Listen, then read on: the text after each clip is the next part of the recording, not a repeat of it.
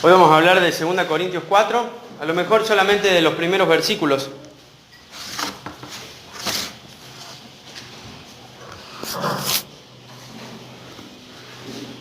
Pero antes de poder hablar bien del capítulo 4, vamos a hacer simplemente un breve repaso del capítulo 3.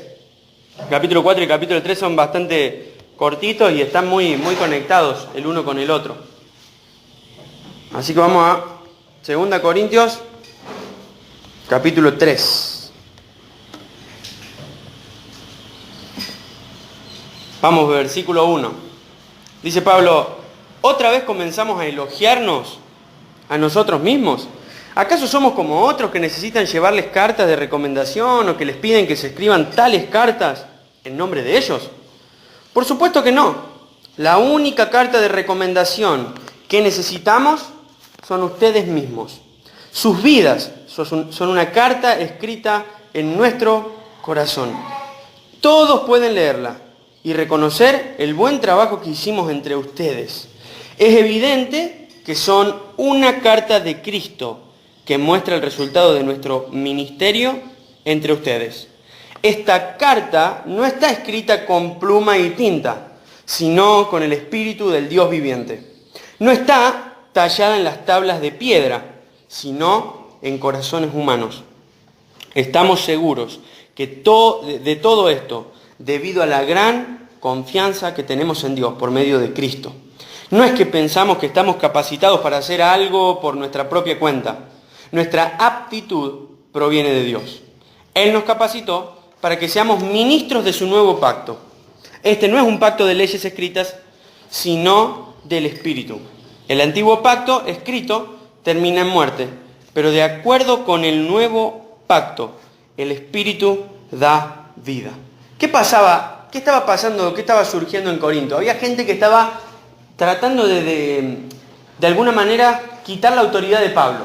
¿Sí? Pablo, vos no sos tanto nuestro líder, o tu palabra no tiene tanta autoridad como por ahí vos decís, o como algunos de la iglesia creen. Entonces Pablo lo que hace es defender su autoridad. Y parte de la autoridad de Pablo, más o menos, o de la recomendación que Pablo llevaba, era la vida de los corintios que habían sido transformados por medio del tiempo en el cual él había estado compartiendo la palabra. Entonces lo que Pablo dice: ustedes son nuestras cartas de recomendaciones, son nuestra carta que da testimonio de que nosotros tenemos la autoridad de parte de Dios, ustedes mismos. Los corintios eran el testimonio y el certificado de que Pablo estaba siendo enviado por Dios, ¿sí? Los corintios eran el testimonio vivo. Entonces, si alguien quería saber la autoridad que tenía Pablo, ¿qué tenía que hacer? Ver la vida de la iglesia de Corinto, ver sus vidas. No porque eran perfectas, porque ya venimos viendo que de lo que más tenían los corintios eran problemas, ¿no? Pero por sus vidas transformadas, por el cambio que había habido en los corazones de los corintios, el cambio que había ocurrido durante el tiempo en el que Pablo había estado ministrando y tiempo después también. Entonces Pablo dice: ustedes son el certificado de nuestro apostolado, de mi apostolado, lo que Dios ha hecho en la vida de ustedes, ¿sí? Después también reconoce que no era que él había estado trabajando con su propia fuerza, sino que el trabajo que Pablo había llevado a cabo en Corinto era un trabajo que Dios había llevado a cabo por medio de él, ¿sí? Él mismo dice que no es que él pensaba que estaba capacitado, dice: nuestra actitud, dice al final del versículo 5, proviene de Dios. Él nos capacitó para que seamos ministros. Él fue el que nos dio la capacidad para hacer lo que estamos haciendo. Y eso era algo que Pablo siempre recordaba en todos sus viajes. Si había alguien que tenía de qué enorgullecerse por todo lo que había hecho por Dios, era Pablo. Y sin embargo Pablo dice: no fui yo, sino que fue el poder de Dios obrando a través de mí. Y eso es algo que él siempre recuerda, y le recuerda a los corintios. No es que yo soy el apóstol y entonces yo me llevo a todos los perdidos por delante y son transformados por mi poder, sino que él reconoce que Dios estaba obrando y trabajando a través de él. Cuando nosotros, entre nosotros, nos ayudamos, nos oramos, nos compartimos la palabra, Dios por medio de nosotros trabaja en nosotros, ¿sí? El que hace la obra siempre es Dios a través nuestro. Pero justamente Él elige obrar por medio de personas. Y así es como la iglesia funciona. Dios en cada uno de los miembros de la iglesia, obrando unos con otros. Él capacitándonos y nosotros ayudándonos para poder servir a Dios.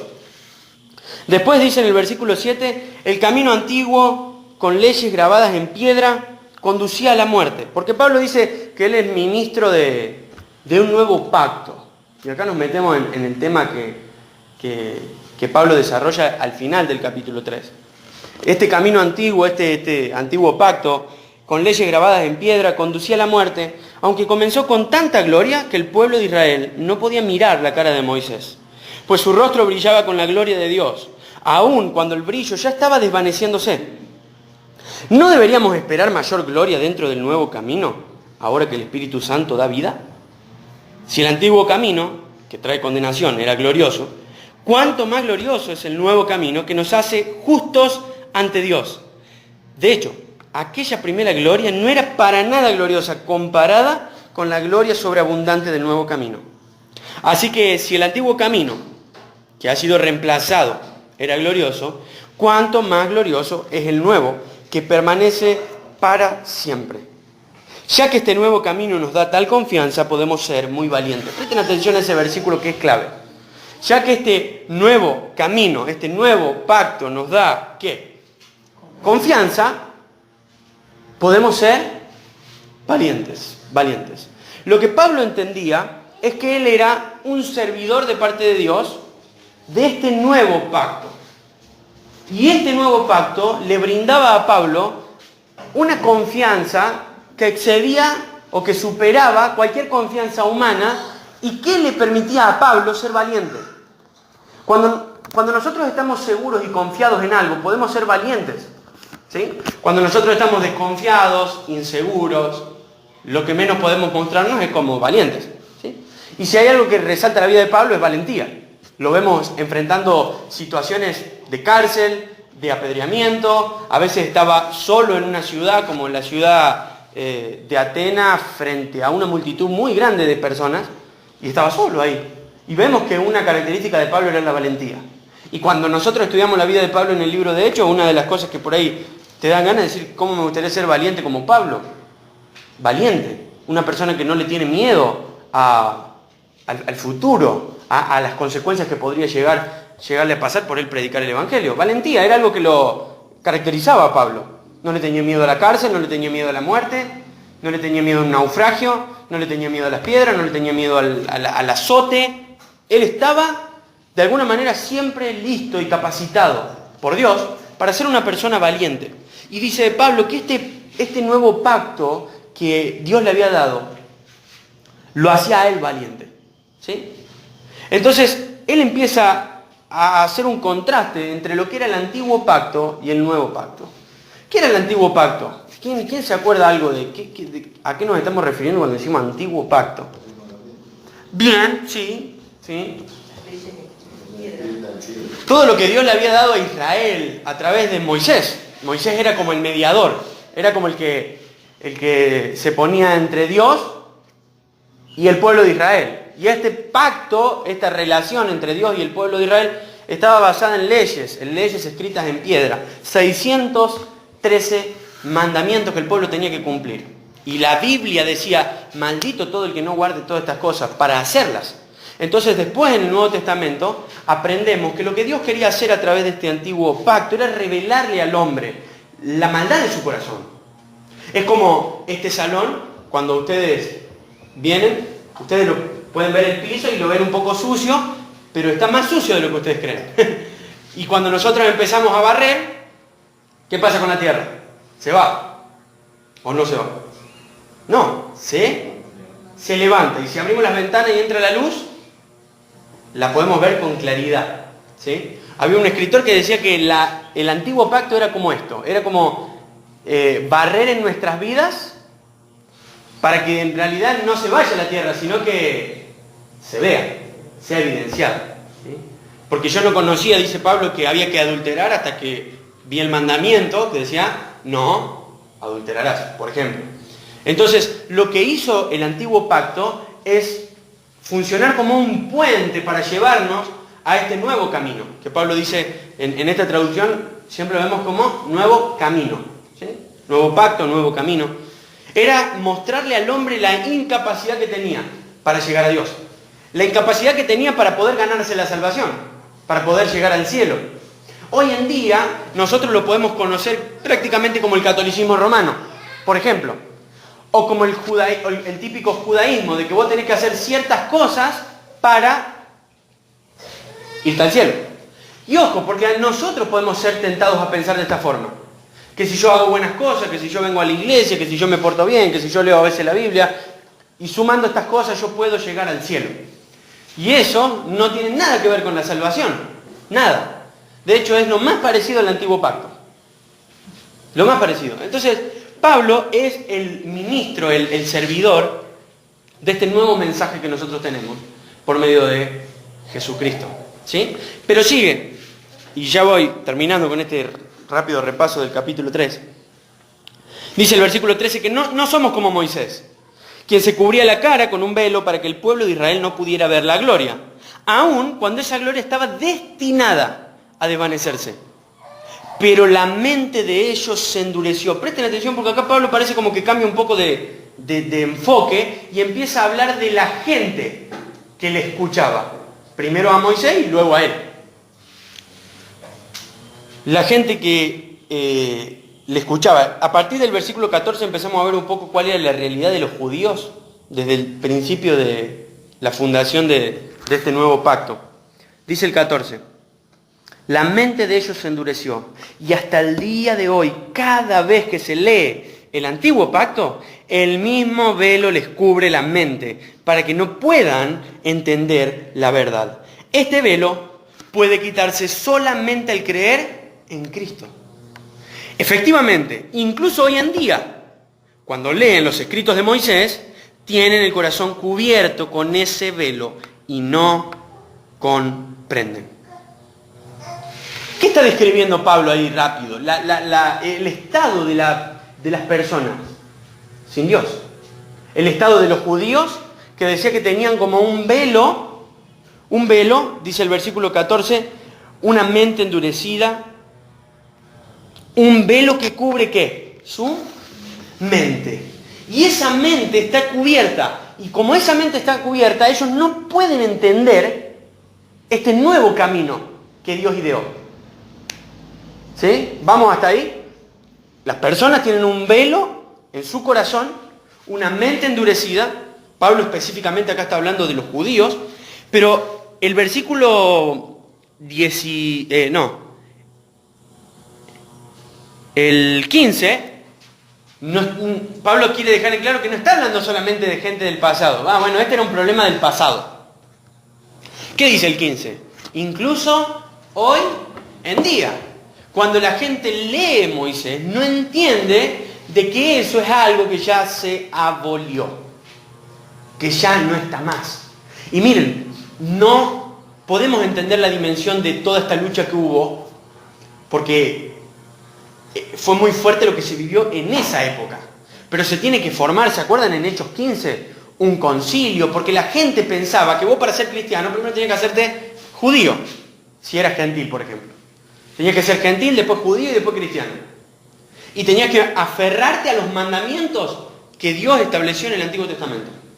Y nosotros no tenemos que aferrarnos a los mandamientos que Dios estableció en el Antiguo Testamento. Tenemos que entenderlo en su contexto como un camino que ya se desvaneció. Que es lo que dice la Biblia al final del versículo 13. Dice que había una gloria que estaba destinada ¿a qué? A desvanecerse, a desaparecer.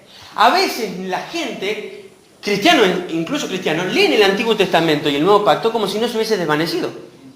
Y Pablo deja claro, ya se desvaneció. Está escrito, lo tenemos ahí, pero es un camino que ya se desvaneció. No tenemos que nosotros aprendernos los 613 mandamientos de los judíos para poder ir al cielo. Se logra de otra forma. ¿Cómo se logra? Bueno, el versículo 14 al final nos dio la clave. ¿Qué dice al final del versículo 14? Solamente al creer en Cristo. ¿Por qué? Porque Cristo fue el que cumplió esa ley. Entonces hay Hay dos formas. Yo le puedo decir a una persona, Pancho, vos tenés que cumplir toda la ley de Moisés. Y yo le puedo decir, Agustín, Cristo cumplió la ley de Moisés por vos. Y todo el que cree en Él recibe la justicia de Jesús. O sea, ¿hay una diferencia? Sí, hay una pequeña y gran diferencia. Bueno, este es el camino de salvación. De que Jesús ya obedeció y cumplió por nosotros. Y que nosotros no tenemos que sujetarnos a la ley para ganarnos la salvación. Por el contrario, nosotros nos sujetamos a la ley de Dios porque ya obtuvimos la salvación. Y ahí hay una gran diferencia. Entonces, ¿cuál es la solución? El versículo 14 nos dice, creer en Cristo. El 16 también. El versículo 16 nos dice, en cambio, cuando alguien, ¿qué? Se vuelve al Señor. Es decir, reconoce a Dios, se aleja de su propia justicia, de su confianza en sí mismo, y la gente está siempre viviendo confiando en sí mismo. No, yo voy a ir al cielo porque voy a ir a la iglesia, porque leo la Biblia. Son obras que son post-salvación, después de la salvación, que no tienen nada que ver con la salvación. La salvación es en Cristo, y solamente por la fe en ¿quién? En Él. Solamente por la fe en Él. Ahora, ¿qué hace luego de creer en Cristo una persona? ¿Qué hace luego? Y el final lo dice. Versículo 17. Pues el Señor es el Espíritu. Y donde está el Espíritu del Señor, allí hay libertad. Eso que los tenía tan esclavizados a los judíos, porque tenían que guardar todos los mandamientos, y nadie lo podía cumplir. En Cristo encontrás ¿qué? La libertad, la plena libertad. Y dice el 18, así que todos nosotros, a quienes nos ha sido quitado el velo.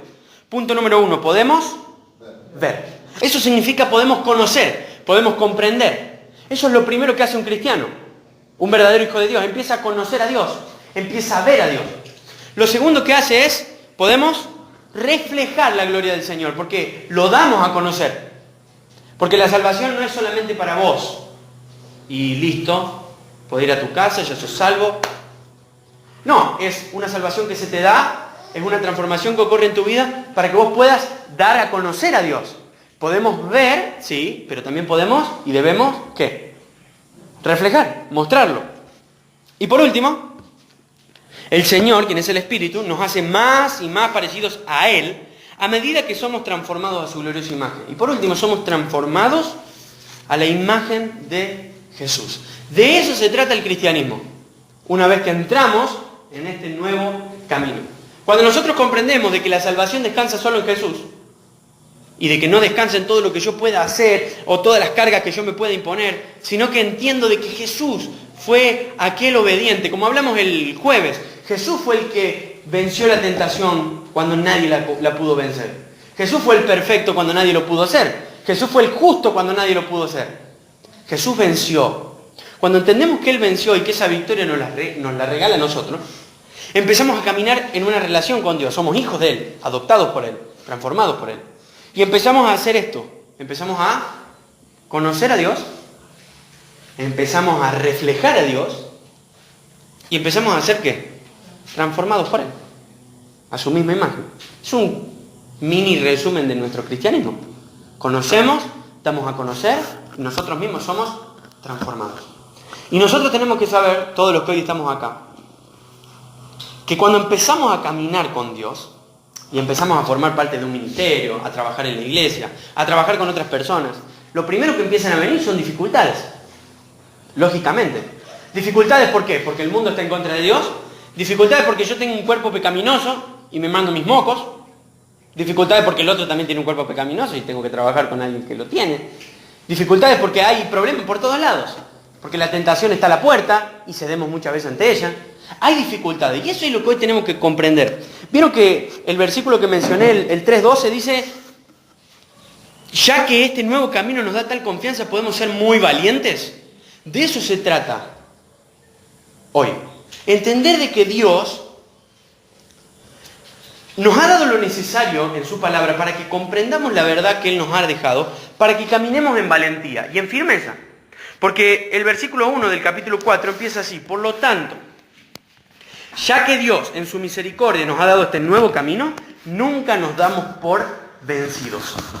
Eso quiere decir de que en el caminar de Pablo hay muchas veces y en muchas ocasiones donde Pablo quizás tuvo la tentación de darse por vencido.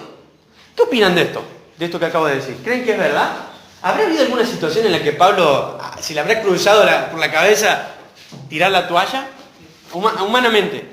Sí. Yo creo que más de una vez ha tenido que replantearse quién es Él, quién es el Señor al que sirve. Más de una vez. Había un aguijón en la carne que lo atormentaba y que lo ayudaba a él poder entender de que la fuerza estaba en Dios y no en él. Pero yo creo que todo el caminar de Pablo no fue fácil, su ministerio. Sin duda que no lo fue. Basta ver el libro de los Hechos para entender de que Pablo sin Dios no hubiese podido hacer nada. De hecho, él necesitó en Corinto que Jesús mismo se le aparezca y le diga: Pablo, quédate acá porque yo tengo mucho pueblo en esta ciudad y nadie pondrá la mano para hacerte daño. Porque él estaba totalmente... dice, cuando estuve entre ustedes, estuve con temor y temblor. Es decir, él estaba débil. Él puede decir soy valiente, pero no la valentía como la entendemos nosotros, que es una valentía que está basada en la fuerza nuestra física o cosas como alguna herramienta que yo tengo y bueno, soy valiente, bueno, porque tengo un respaldo económico si me pasa algo malo o porque tengo alguna herramienta que me permite zafar. No, la valentía de Pablo no pasaba por ahí, era interna, estaba en su corazón. Entonces todos nosotros que hemos empezado a caminar en este nuevo camino que Cristo Jesús abrió, que se logró a través de creer en Cristo, a través de volverse a Dios, todos nosotros vamos a tener dificultades y vamos a tener momentos en los cuales nos vamos a querer dar por vencidos y vamos a pensar de que no vale la pena seguir a Dios o que es demasiado difícil o que necesitamos más cosas para poder, continuar. Todos, desde el primero que entra desde el más nuevo hasta el más viejo, todos vamos a tener situaciones para darnos por vencidos, para bajar la guardia. Porque a veces, como compartimos, a veces en la reunión de oración, no hay ganas de leer la Biblia, a veces no hay ganas de orar, porque no me sale compartir el Evangelio, porque me mando el mismo moco todas las semanas. Porque Dios me tiene que volver a cachetear en la misma cosa durante todo el año y no aprendo. Y decimos, qué difícil que es esto. ¿No les pasa a ustedes o me pasa a mí no? Nos pasa. Nos pasa estar en esta situación donde no sabemos para qué lado agarrar, tenemos miedo, incertidumbre, tenemos dudas y a veces queremos darnos por vencidos. Bueno, Pablo entendía algo del ministerio. ¿El camino es fácil en el cristianismo? ¿Qué opinan? El camino no es fácil. No es fácil. Y Pablo sabía que en su gran mayoría este camino no era fácil justamente por el estado de la gente con la cual él trabajaba. Era clave para Pablo entender cuál era el estado del corazón de la gente con la que trabajaba. ¿Sí? Si nosotros tenemos a un niño, estamos ayudando por ejemplo a un niño, pero este niño tiene problemas de aprendizaje, yo tengo que entender de que ese niño tenga problemas de aprendizaje para poder tratarlo de otra manera o ser más paciente. ¿Se entiende? O sea, entender el estado de la otra persona es totalmente necesario para yo poder trabajar con esa persona. Porque si no, yo puedo exigirle cosas que no están a su alcance, no están a su disposición. No puede.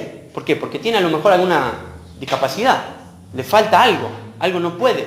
Entonces, si yo entiendo bien el estado de esa persona, puede ser un niño, puede ser un adulto, lo que sea, el trato que yo voy a tener hacia esa persona va a ser diferente, porque entiendo bien cómo es. Pablo necesitaba siempre entender bien cómo es la otra persona, y nosotros también, para entender su ministerio, para llenarse de paciencia y para poder permanecer firme y constante. ¿Sí? Entonces, lo primero que él entendía era de que él esté sirviendo a Dios, era un regalo de Dios. Vieron que el versículo 1 dice, ya que Dios, ¿qué? En su misericordia nos ha dado este nuevo camino. ¿Saben por qué? Esto lo escuchaba en un mensaje hace como un año o dos, me impactó mucho. Un pastor decía, ¿saben por qué mucha gente se frustra sirviendo a Dios? Porque ven que el servicio a Dios es como algo que ellos merecen. O una posición en la que ellos están porque lo merecen. Y no ven el ministerio como una misericordia que Dios les dio. Porque si lo vieran como una misericordia, entonces ellos entenderían que son simplemente mayordomos, administradores de eso, por gracia, Y no son dueños de ese ministerio o servicio. Cuando nosotros, decía este pastor, vemos del ministerio algo más que una misericordia de Dios, como algo que nos hemos ganado, como algo que nosotros sí o sí necesitamos, ganamos ese puesto, entonces nuestra confianza va a estar en nuestros logros, en cómo la gente responda en mi trabajo, a mi ministerio. Y si eso no sale como yo lo espero, ¿qué va a pasar? Me voy a desanimar, porque mi esperanza y mi confianza estaban en un lugar equivocado. Y esto ha pasado y va a seguir pasando. ¿Por qué? Porque no ponemos bien el foco de quiénes somos. Porque ya vamos a ver bien, antes de entender bien cómo es la gente, tengo que entender bien quién soy yo y por qué tengo lo que tengo. Pablo dice, estamos en este nuevo camino por su, ¿qué? Misericordia. ¿Habrá recordado Pablo en sus días de cristiano su pasado? Yo creo que muchas veces. ¿Cómo era el pasado de Pablo? ¿Quién se acuerda? Era un perseguidor de la iglesia, le encantaba meter a los cristianos presos, dice que él tenía celo por hacerlo, o sea, era algo que él lo apasionaba. No era que tengo que meter cristianos presos hoy, era algo que lo apasionaba, le encantaba. Le encantaba. Él recordaba su pasado sujetando la ropa de aquellos que estaban apedreando a Esteban, un siervo de Dios. Y cuando él ahora recordaba ese pasado, pero se volvía a mirar en el presente, él decía, todo esto es por la misericordia de Dios. Yo estoy acá, porque en un momento Dios, yendo a Damasco, me salió al encuentro y me salvó. No estoy acá por un mérito mío, un logro mío, estoy acá porque Dios fue bueno conmigo. Fue misericordioso. ¿Por qué estás vos acá hoy? ¿Por qué estoy yo acá? ¿Por qué estamos nosotros acá? ¿Por qué? Por la misericordia de Dios. Tenemos que entender nuestra posición. ¿Por qué somos cristianos? Por la misericordia de Dios. Nada más. Nada más. Es por la misericordia de Dios que tenemos lo que tenemos y es por la misericordia de Dios que somos lo que somos. Es solamente por eso. En 1 Corintios 4:7, Pablo dice, ¿qué tienes que no hayas recibido? Sí, esa pregunta así simple. Es como diciendo, ¿qué tenés vos que no hayas recibido? Todo lo que tenemos en Cristo no lo ganamos, lo ganó Cristo. Y todo lo que somos en Jesús es por misericordia y gracia de Él. Ahora, esto me ayuda a mí a poder encauzarme bien a mí en cuanto a lo que es servir a Dios. Porque si vos estás en un ministerio, si vos querés servir en la iglesia, y estás en un lugar, trabajando y sirviendo para Dios en ese lugar, no estás porque te lo ganaste o porque sos el mejor o porque... Estás ¿por qué? Por la pura misericordia de Dios. Nada más. Y entender esa posición a Pablo lo llevaba en todos sus ministerios no reclamar cosas. Porque miren si Pablo tendría que haber andado reclamando o demandando cosas en todo su ministerio. Que la cárcel, que la piedra, que el naufragio, que esto. O sea, él podría haberse quejado frente a Dios un montón de veces. Y si no hubiese sido una misericordia, hubiese tenido todo el derecho. Pero no somos empleados de Dios, que hemos sido contratados por sueldo. Somos siervos de Dios, que es diferente. Ninguno de nosotros es empleado de Dios, que necesita una paga.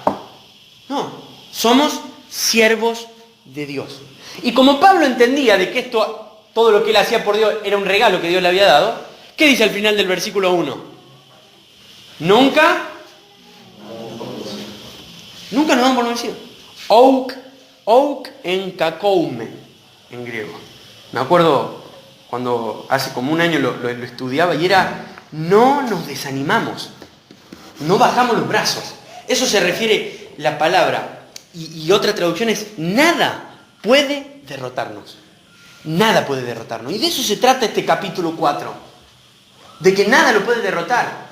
Aunque él sea débil, y él se va a considerar débil al punto de llamarse un vaso de barro, pero él dice, aunque soy lo más débil de lo débil, nada puede derrotarnos. Ouk en kakoume, nada me puede a mí derrotar. Y así nos tenemos que ver nosotros. Pero volviendo al capítulo 3, el versículo que mencioné antes, el 13, creo que era 12. ¿Qué era esto que le daba a Pablo la fortaleza, la firmeza, la valentía? La la esperanza que él tenía en este nuevo camino. Era la confianza que él tenía en Jesús. De que nadie, como dice en Romanos 8, ni tribulación, ni angustia, ni persecución, ni hambre, ni desnudez, ni nada de lo creado, ni del nada, me puede separar ¿de qué? Del amor de Dios, que es en Cristo Jesús. Nada a él lo podía mover de Jesús. Entonces eso era una esperanza, porque el nuevo pacto es una esperanza. Eso es el nuevo pacto, es una esperanza. Es una esperanza de lo que Dios ya ha hecho por vos en Cristo y de que eso que hizo te va a llevar directamente al cielo. Es una esperanza, el cristianismo es una esperanza, nuestra fe es una esperanza. La fe es la convicción de aquello que no podemos ver, la certeza de algo que estamos ¿qué? Esperando, es una esperanza. Ser cristiano es esperar en Él, esperar en Dios. Y Pablo dice, ya que tengo esta confianza en este nuevo camino, no me doy por vencido, simplemente soy valiente, le pongo el pecho a la situación y quiero llevar este pasaje a ustedes y a mí, porque nosotros somos los cristianos de hoy, los siervos de hoy. Somos los que hemos recibido la misericordia de Dios. Somos los que hemos recibido la gracia de Dios. Nosotros, los más bajos, los más vil. Y tenemos que entender que estamos acá por la misericordia de Dios. Porque en el momento en el que alguno de nosotros crea que está acá porque lo merece, porque lo buscó, porque lo ganó algo, vamos a empezar a tratar de, no sé, demandar algo. Y nunca podemos demandar cosas en el ministerio. Solamente tenemos que dar. Solamente tenemos que servir. Porque no somos, recuerden, nunca somos socios de Dios. No somos socios de Dios. Somos siervos de Dios. Entonces, por eso no tenemos que darnos por vencido. Versículo 2. Rechazamos, dice Pablo, todas las acciones vergonzosas y los métodos turbios. No tratamos de engañar a nadie ni de distorsionar la palabra de Dios. Decimos la verdad delante de Dios y todos los que son sinceros lo saben bien. Y Pablo dice, podríamos nosotros manipular la palabra de Dios. Cuando vemos que por ahí la gente está como dura, como que no reacciona, nosotros podríamos distorsionar la palabra de Dios. O nosotros podríamos servir a Dios, pero cuando nadie nos ve, y podríamos tener nuestra vida aparte. Podríamos tener nuestros pecaditos ocultos. Y Pablo dice, nosotros rechazamos toda acción vergonzosa, rechazamos cualquier método turbio, cualquier cosa. En la otra traducción dice, renunciamos a lo oculto y vergonzoso, no andando con astucia. No es que las capacidades están en nosotros, dice Pablo, está en Dios. Está en Dios. Entonces hay cosas para entender en el capítulo 4. La primera, hemos recibido el cristianismo, el ministerio, por la misericordia de Dios. Punto número 1. Y punto número 2, debemos comprometernos a agradar únicamente a Dios. Eso era lo que Pablo explica en el versículo 2. No tratamos de engañar a nadie ni de distorsionar la palabra de Dios. Queremos ser fiel a Dios. En el capítulo 17 de Hechos, Pablo se reúne con todos los líderes que iban a quedar a cargo de la iglesia de Éfeso. Creo que era el 17 o el 18 o el 19. Por ahí.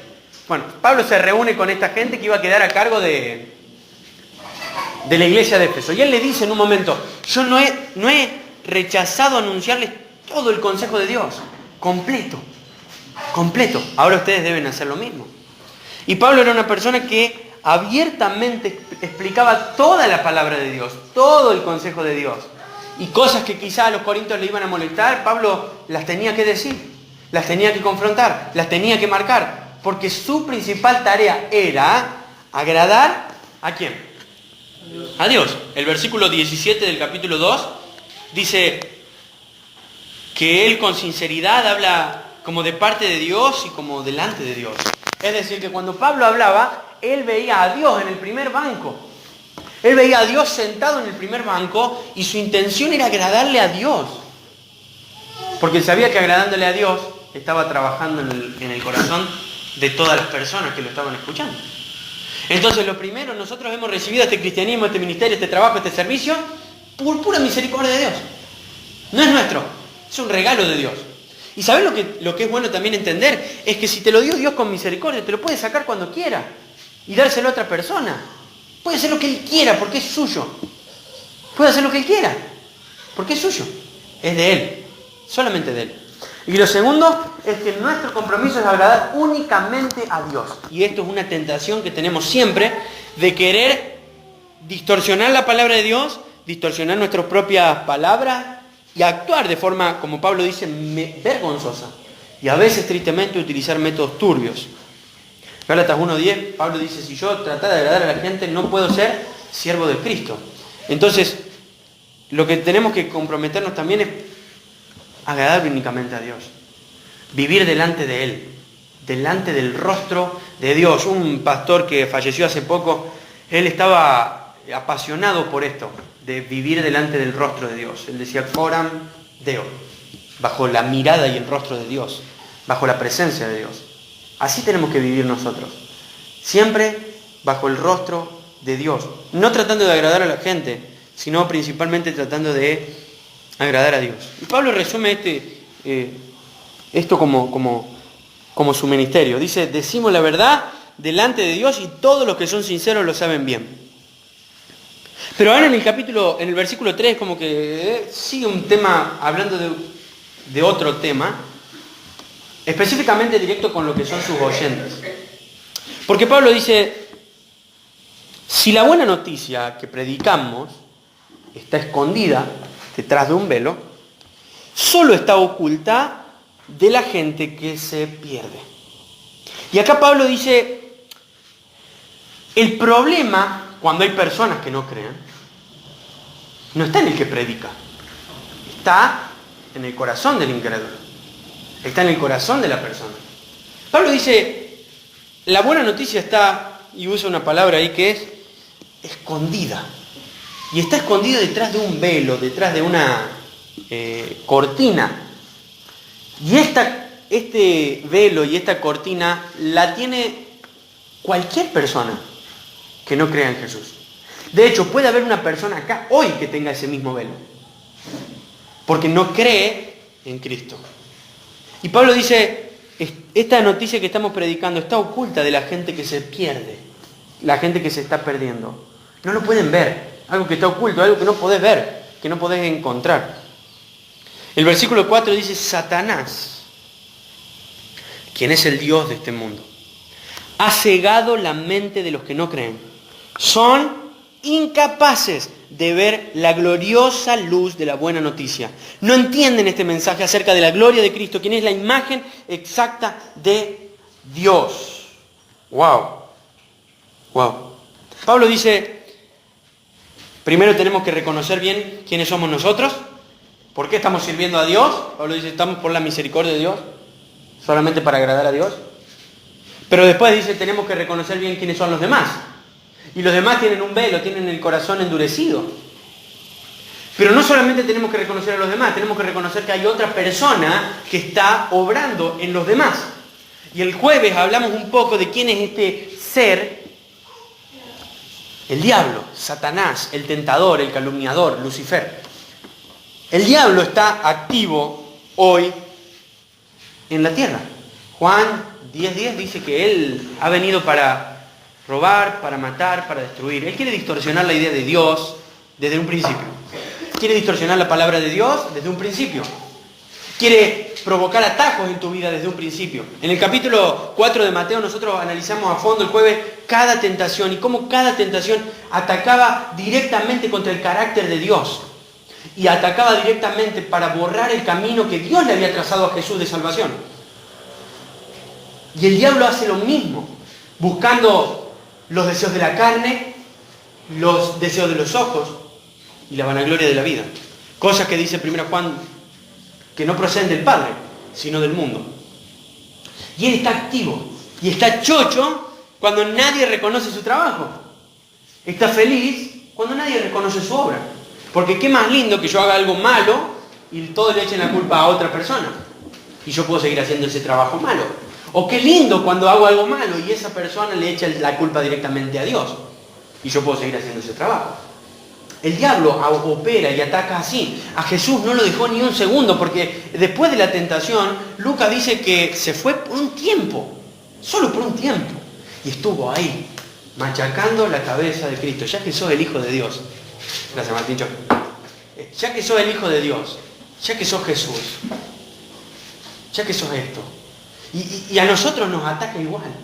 Nos ataca de una manera silenciosa. C.S. Lewis decía que el problema con el diablo es verlo en todo. Un problema con el diablo es verlo en todo lugar. O sea, todo es el diablo. Pero otro problema es decir nada del diablo. Y es verdad. No tenemos que ni siquiera ni mencionar lo que él está en todos lados. Pero tampoco podemos decir que él no está trabajando ni operando en este mundo. Porque ¿quién está detrás del aborto, detrás del matrimonio igualitario, detrás de todos estos sistemas de corrupción que están inundando ahora nuestro país? Está el diablo detrás. Más vale que está el diablo. Robar, matar y destruir. Ahí tenemos su propósito. Decíamos el jueves que el propósito final del diablo es el mismo desde un principio. Que él quiere ser adorado. Porque en la tercera tentación dice, arrodillate ante mí. Él quiere que nos postremos ante él. Y una de las formas en la que nos postramos hoy ante el diablo no es físicamente, sino siguiendo su voluntad. Jesús le dijo a los fariseos, todos ustedes son hijos de su padre el diablo. ¿Por qué? Porque hacen los deseos de su padre el diablo. Y así la sociedad se arrodilla y se inclina una y otra vez ante el diablo, haciendo simplemente su voluntad, lo que él quiere. ¿Y qué es lo que él quiere? Que no estemos con Dios, que no estemos con él, que no veamos su gloria. Y así mantiene cautiva a toda la sociedad, a todo el país, a todo el continente, a todo el mundo. Fíjense que el título que Pablo le da al diablo es muy fuerte.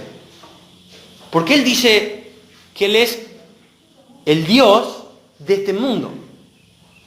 O sea, no lo menciona como poca cosa. Aunque entendemos que él está hablando de un Dios con minúscula, nada que ver en igualdad a Dios, ¿sí? Pero él está diciendo, el diablo es el Dios de este mundo, es el que opera, gobierna y controla este mundo. Es el que está ahí, moviendo los hilos, detrás de todas las conspiraciones, detrás de todas las avalanchas de maldad, de suicidio, de guerra. El diablo está ahí. No lo podemos ver, pero él está ahí. Él está ahí, la serpiente antigua que le dice Juan en Apocalipsis. Está ahí, tratando de que el hombre siempre se aparte y se aleje de Dios. ¿Ustedes se piensan que el diablo no ataca en nuestras vidas? Claro que sí. Opera en nuestras vidas. Opera de formas que no podemos a lo mejor captar con tanta precisión. Esto seguro es un ataque del diablo. A veces a lo mejor sí. Pero lo que podemos saber es que él ataca. Y Pablo entendía que él ataca en los cristianos, pero también ataca y está atacando y está gobernando directamente en todos los incrédulos. En todos los incrédulos. Cuando uno empieza a tener mucho tiempo de consejería con otras personas y comparte problemas, situaciones difíciles que la otra persona tiene en su vida, uno puede ver de cerca lo que el diablo hace. Si la otra persona que a lo mejor te lo está contando, darse cuenta. Pero pensamientos, actitudes, situaciones, pues sí, acá hay una obra del diablo, hay una obra del enemigo. Y no es ser místico con esto. Es decir, el diablo está operando y está activo, y tampoco es quitarle la responsabilidad a la persona, porque eso no podemos hacerlo nunca. Pero es decir, hay una influencia del enemigo. Hay una influencia. Porque nosotros decimos que Adán y Eva pecaron, sí, pero hubo una influencia también del enemigo. Pero ellos pecaron, pero hubo una influencia. ¿Se entiende? Hubo una tentación, hubo un acercamiento de parte del enemigo, hubo un susurro.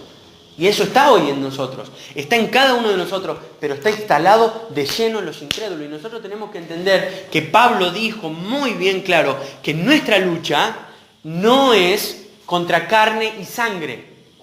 Él dijo, ¿contra quién? Básicamente, contra los demonios. Eso fue lo que él dijo. Él tenía muy en claro que nuestra lucha era contra los demonios. En Despeñaderos, en Córdoba, en cualquier lugar, hay una lucha espiritual. Hay una lucha espiritual. El diablo gana terreno en nuestras vidas muchas veces. El diablo gana terreno en un pueblo, el diablo gana terreno en una familia, el diablo gana terreno en una relación. Gana terreno. Él ataca. No está quieto. No frena, no duerme. No duerme. Él está todo el tiempo atacando a nuestras vidas. Así como atacó todo el tiempo a Jesús. no descansa. El diablo se fue en la tentación porque Jesús se lo ordenó. No porque él se cansó. ¿Qué le dice Jesús en la última tentación? Vete, Satanás. ¿Qué hizo el diablo? Que va a andar retrucando a Jesús. Se fue, pero después volvió. ¿Y si Jesús no le hubiese dicho que se vaya, se hubiese ido? No sé si se hubiese ido. No sé si se hubiese ido. Pero así está en nuestra vida ahí, atacando. Y no reconocer su obra es dejar una puerta abierta para que Él trabaje. Es bajar la guardia en la oración. Es bajar la guardia en la lectura de la Biblia, que es lo que Jesús usó para atacar al diablo.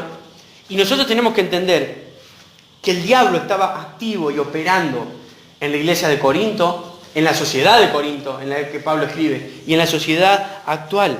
Él es el Dios de este mundo. Y dice el versículo, ha cegado la mente de los incrédulos. Los ha cegado. ¿Qué tácticas usa el diablo para cegar? Y hay miles de tácticas que él usa. Por medio de otras religiones, por medio de resentimiento, por medio de problemas de la sociedad, de la gente. Pero la cuestión es que él te mantiene cegado. Y esta ceguera es interesante. No es para que vos no puedas venir a la iglesia. Porque el fin último del diablo no es que vos no puedas venir a la iglesia. El fin último del diablo es, según lo que dice ahí el versículo 4, es hacernos incapaces de ver la gloriosa luz de la buena noticia. Y dice, no entienden este mensaje acerca de Cristo, de la gloria de Cristo, quien es la imagen exacta de Dios. Miren, yo creo que Pablo, en el versículo 4 de 2 Corintios, revela el propósito principal del diablo, desde siempre. Desde la iglesia, el propósito principal del diablo, y puede usar un montón de métodos para esto, es esto, que la gente no vea la gloriosa luz de la buena noticia, que no vea la gloriosa luz de Jesús. Ese es el propósito, es su más alto propósito. Va a hacer lo que sea para eso. Va a hacer lo que sea para que nosotros no podamos conocer bien a Cristo. Va a hacer lo que sea para que no podamos ver la luz del Evangelio.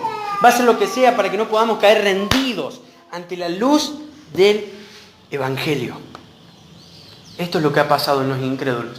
Esto es lo que la gente tiene hoy. Por eso es interesante, como les decía antes de este ejemplo con un niño, es ver dónde trabajamos nosotros. ¿Sí?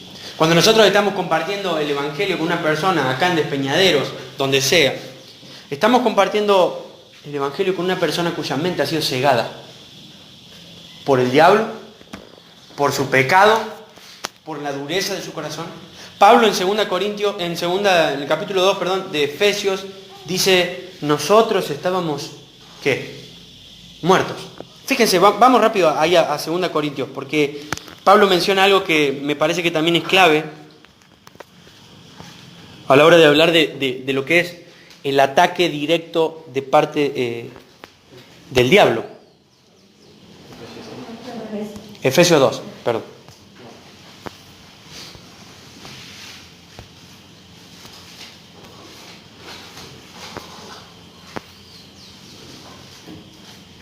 Efesios capítulo 2, versículo 1, dice, antes ustedes estaban, ¿qué? Medio muertos. No, muertos, a causa de su desobediencia y sus muchos pecados. Vivían en pecado igual que el resto de la gente. Y fíjense qué loco lo que dice después. ¿Qué dice? Obedeciendo al diablo. Obedeciendo directamente al diablo. Y acá Pablo lo llama de otra forma ahora. El líder de los poderes del mundo invisible. ¿Cómo lo llamó en Corinto?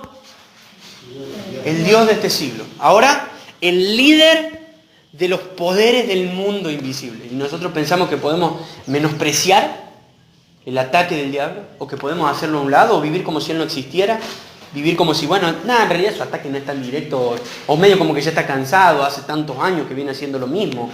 No, fíjense el entendimiento que Pablo tenía de su enemigo. Porque este era el enemigo. Este es el enemigo. Pablo le dice acá en Efesios, el líder de los poderes del mundo invisible. Pero dice algo más. ¿Sí? Dice, ¿quién es? El espíritu, porque el diablo es un espíritu, que actúa en el corazón de los que se niegan a obedecer a Dios. Actúa en el corazón. opera cegando la mente, dice Corintios. Actúa en el corazón, dice en Efesios. Terrible, terrible. Los deseos y las pasiones de nuestra naturaleza humana son iguales a los deseos y las pasiones de lo que el diablo quiere hacer en nuestra vida. ¿Sí? Así que decir que nosotros estamos muertos en nuestro pecado y que vivimos simplemente haciendo lo malo es exactamente igual a decir que hacemos lo que el diablo quiere. ¿Sí? El diablo quiere todo lo que no es bueno, todo lo que no es santo, todo lo que no es puro, todo lo que no le da gloria a Dios. De ahí podemos salir para cualquier lado. Al diablo le va a caer bien. ¿Sí? El diablo tiene un problema solamente con Dios y con que no creamos en Jesucristo y no vivamos para Él. Del resto le da igual todo. ¿Por qué? Porque todo es lejos de Dios. Sea que vengo a la iglesia pero no le sirvo, o sea que estoy en un culto satánico donde le hago un sacrificio explícitamente al diablo. Es igual, es igual. ¿Por qué? Porque en ninguno de los dos estoy con Él. Y Él puede tener gente cautivada dentro de una iglesia como puede tener gente cautivada en un ritual satánico. ¿Qué nos impactaría más a nosotros? ¿Qué nos chocaría más? Un ritual satánico, sin duda. Sin duda. Pero no es la mayoría de gente controlada por Él la que está ahí. La mayoría de gente está fuera de esos rituales. Porque son los que hacen la voluntad de Él. ¿Y cuál es la voluntad de Él? La misma que la de nosotros antes de Cristo. ¿Se entiende? Es la voluntad nuestra. La voluntad del ser humano sin Cristo es lo malo. Es aquello que es malo. Hay actos de bondad, pero ninguno le da gloria a Dios. Entonces son malos. La Biblia dice que todas nuestras obras son como un trapo de ¿qué? De inmundicia. Y pueden tener alguna luz mínima de bondad para otra persona, pero no le da gloria a Dios. ¿Por qué? Porque hemos sido destituidos de la gloria de Dios. Y todo eso le da gloria al diablo. Le da honor al diablo. Hacemos lo que Él quiere. Darle gloria es hacer lo que Él quiere. Y esto es como vive la gente, como opera cualquier ciudadano normal. Y nosotros tenemos que entenderlo. Qué lindo sería que hoy nos vayamos de acá entendiendo de que no estamos en un camino cristiano así como libre, como que nadie te va a meter una traba, como que nadie va a entrar a atacar en tu vida personal. Qué lindo sería. Decía John Piper que nosotros tenemos que entender que estamos en guerra, porque una persona cuando está en guerra, hasta cualquier ruido de una hoja lo mantiene ¿qué? Alerta. Pero si uno entiende que no está en guerra, es como que anda por la vida chocho. Imagínense una persona que va a la guerra, no sé, de Malvinas, y está pensando de que no está en guerra, y anda por el territorio enemigo así como... ¿Y cuánto puede durar una persona así? Nada. Pero qué bueno si nosotros entendemos que estamos en guerra contra el enemigo, contra nuestra carne, contra el mundo. ¿Sí? Estamos en guerra. ¿Por qué? ¿Por qué es bueno entender? Porque nos va a mantener un poco más preparados. Yo estoy seguro de que una persona que está en guerra va a ser más propenso a ser guiado a la oración. ¿Estamos de acuerdo con eso? Porque vamos a estar un poco más asustados quizá, o un poco más con deseo de depender más de Dios, más de necesitar su cuidado. Pero parece como que estamos chochos, ¿no? Como que, bueno, el cristianismo tiene que avanzar en despeñadero. ¿Y cómo va a avanzar? Y va a avanzar con fuerza, con oración, con sacrificio, con valentía, con poder, con entrega, con sacrificio, con entender de que tenemos que arrebatar a la gente de las tinieblas con el poder del Evangelio. Dios, dice Colosenses, nos tiene que trasladar del reino de las tinieblas al reino de su amado Hijo. No es poca cosa eso. Ni como diciendo, vení, vamos. No, es algo difícil. Cuesta, es duro. Y nosotros tenemos que hacer nuestro esfuerzo. Dios por medio de nosotros, pero nosotros también. Porque Dios se plació utilizarnos. Y así es como tenemos que orar. Ahora, para terminar, ¿qué debemos hacer? ¿Qué es lo que debemos hacer? Si punto número 1, yo entiendo que el ministerio es una misericordia de parte de un regalo inmerecido. Que mi propósito es agradar solamente a Dios. Y que los de afuera tienen un grave y serio problema, tienen el corazón endurecido. Familiares de ustedes, amigos del trabajo de ustedes, amigos de la escuela de ustedes. Todas las personas tienen un serio problema en su corazón, un corazón duro. Y encima un trabajo del enemigo, que está ahí, que no descansa, que está firme. ¿Qué debemos hacer? Versículo 5. Como ven, dice Pablo, no andamos predicando acerca de nosotros mismos. Punto número 1, lo que no debemos hacer es como pensar de que ellos necesitan escuchar de mí o saber de mí. Cuando yo cuento, por ejemplo, mi testimonio, lo que Dios ha hecho en mí, eso es una herramienta muy buena, pero no es el Evangelio, no es predicar el Evangelio, ¿sí? Es predicar lo que el Evangelio hizo conmigo. Ahora, me puede servir de puente para predicar el Evangelio, ¿sí? No es que está mal eso, ¿sí? Lo que yo tengo que hacer es no conformarme con contarle a alguien lo que Jesús hizo conmigo. Porque cuando yo le cuento solamente a alguien lo que Jesús hizo conmigo, lo pongo al otro de espectador. Yo tengo que contar lo que Jesús hizo por él, para ponerlo a él como primera persona, como una persona que la obra de Cristo tiene que ver con él, ¿sí? Entonces, lo que Pablo dice es, no nos predicamos a nosotros, no es que me presento, Pablo, soy aquel a quien Dios transformó. Y por eso le digo que el testimonio es bueno, porque Pablo por lo menos lo utilizó en 2 ocasiones. Es bueno, pero era un puente para hablar de ¿qué? De Jesucristo, ¿no? Entonces, cuando Pablo está diciendo no a nosotros mismos, está diciendo, no es que es mi presentación, mi persona, la que puede salvar a alguien. En el capítulo 3, lo vimos bien claro el domingo pasado, no soy yo lo que necesita el perdido. No soy yo. Es que Dios. ¿Qué debemos hacer? Predicar a Jesucristo. Dice Pablo, no andamos predicando acerca de nosotros mismos, predicamos que Jesucristo es el dueño y el amo de todo lo que existe. Eso es Señor. Predicamos que Jesús es el amo, es el dueño. Y que nosotros somos siervos de ustedes por causa de Jesús. ¿Qué predicamos, dice Pablo? A Jesús. Porque es lo que la gente no puede ver. ¿Qué es lo que el diablo cegó? Versículo 4. A partir en la mitad. Son incapaces de ver la gloriosa luz de la buena noticia. No entienden este mensaje acerca de la gloria de Cristo. No pueden ver a Cristo. No pueden ver a Jesús. No lo pueden ver. ¿Y qué pasa con aquellos que no pueden ver entonces a Jesús?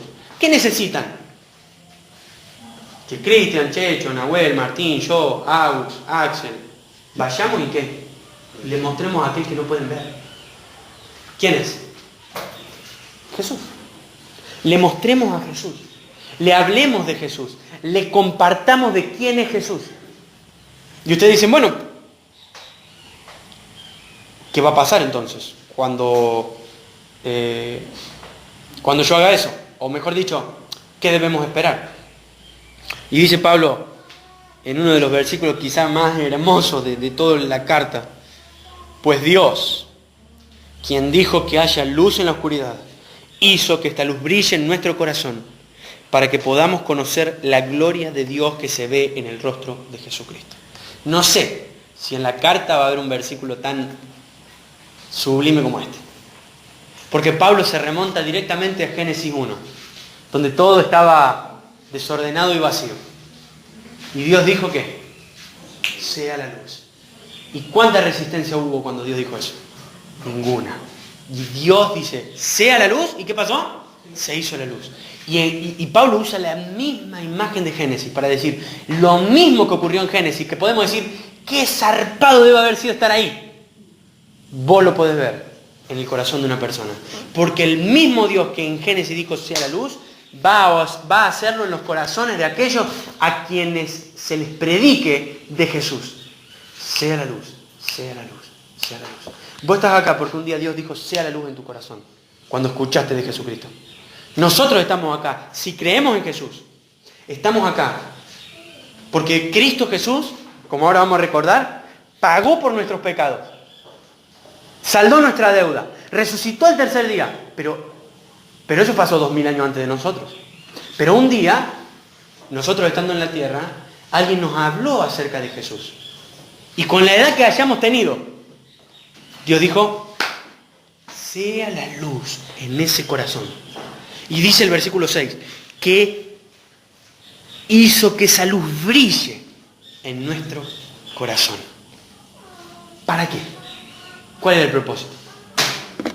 Que podamos conocer la gloria de Dios, que se ve, porque solamente Jesús es el camino al Padre, que se ve ¿en dónde? En el rostro de Jesucristo, en el rostro de Cristo.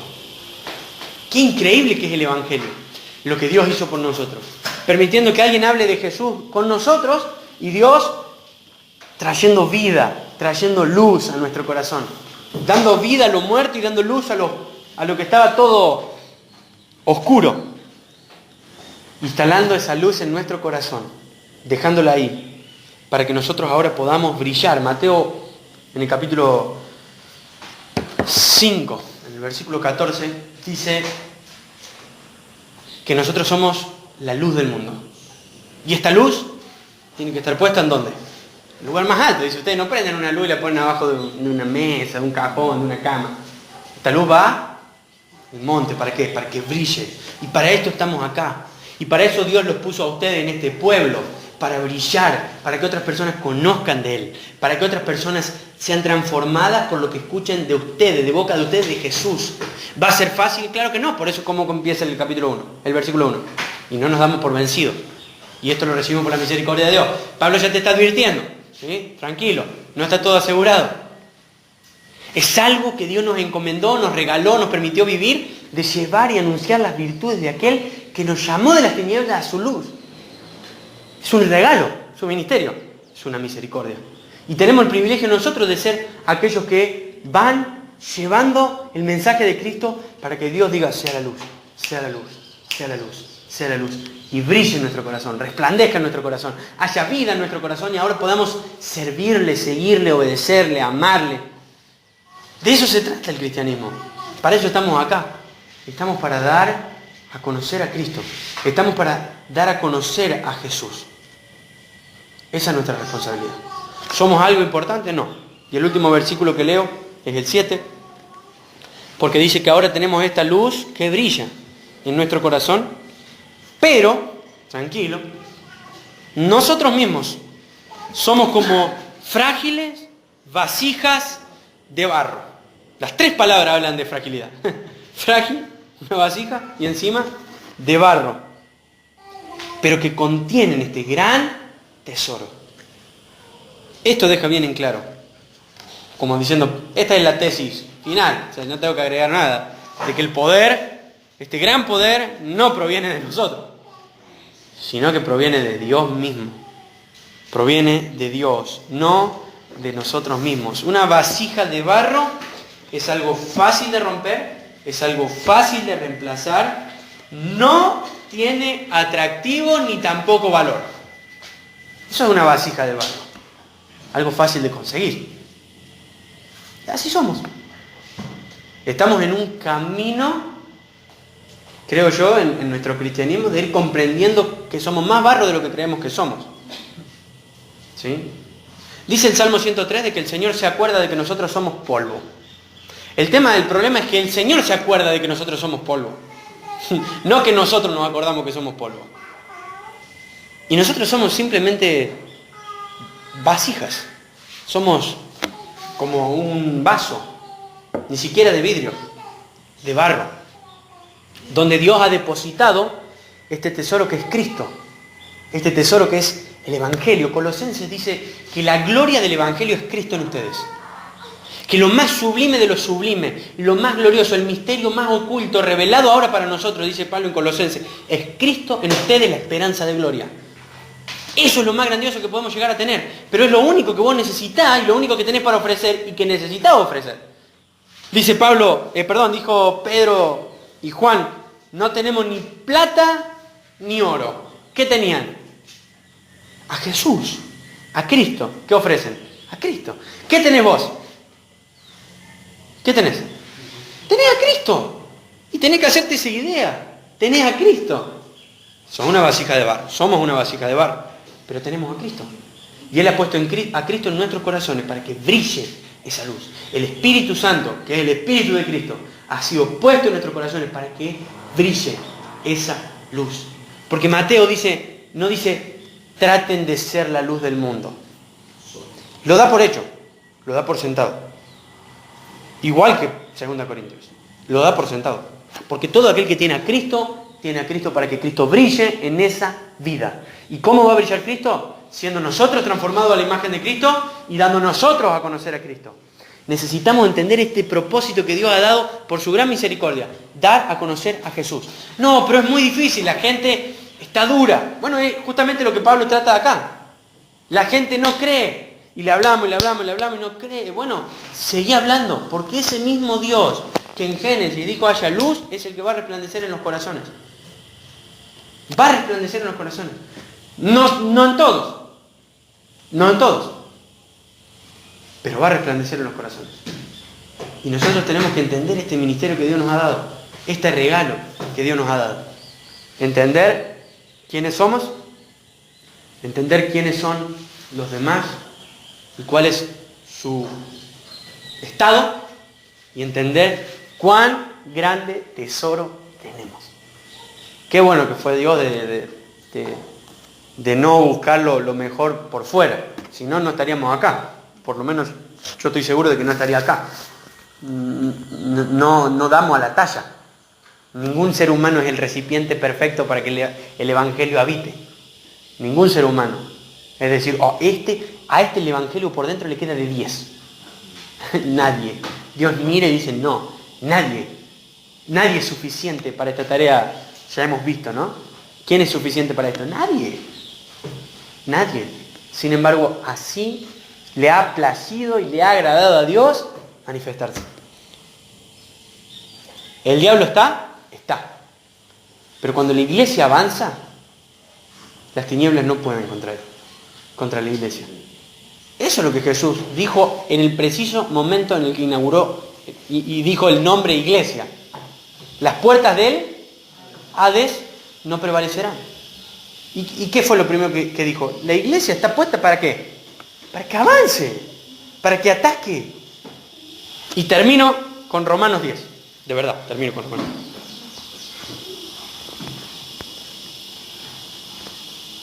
Para hacerlo bien personal, para cada uno de nosotros, Romanos capítulo 10, versículo 8.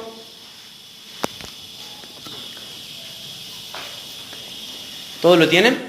Dice, en realidad, dice la escritura, el mensaje está muy al alcance de la mano. Está, ¿en dónde? En tus labios, está en tu corazón. Y este es el mensaje, y ese mensaje es el mismo mensaje que nosotros predicamos acerca de la fe. Si declaras abiertamente que Jesús es el Señor y crees en tu corazón que Dios lo levantó de los muertos, serás salvo. Pues por creer en tu corazón, es por creer en tu corazón que eres hecho justo a los ojos de Dios, y es por declarar abiertamente tu fe que eres salvo. Como nos dicen las Escrituras, todo el que confíe en Él jamás será avergonzado. No hay diferencia entre los judíos y los gentiles en ese sentido. Ambos tienen el mismo Señor, quien da con generosidad a todos los que lo invocan. Pues todo, absolutamente todo ser humano, todo el que invoque el nombre del Señor será salvo. Pero, ¿cómo pueden ellos invocarlo para que los salve si no creen en Él? ¿Creen en Él? No, están cegados, su entendimiento está cegado. ¿Y cómo pueden oír de Él a menos que alguien se lo diga?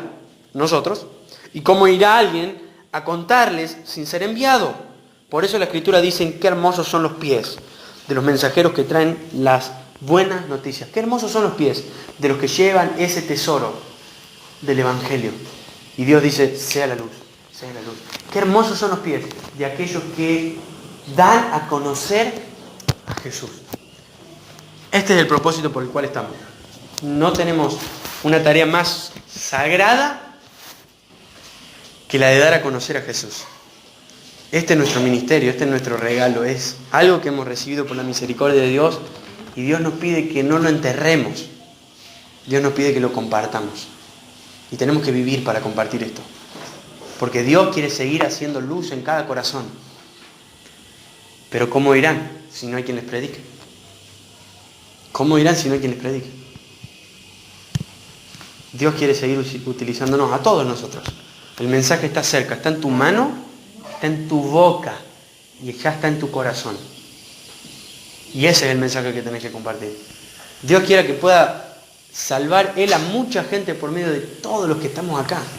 Dios quiera Él darle luz y vida a mucha gente por medio de todos los que estamos acá. Para la gloria de Él y para que la gente sea iluminada al ver a Cristo. Y este nuevo camino de salvación, que Él lo ha hecho todo. ¿Sí? Oremos.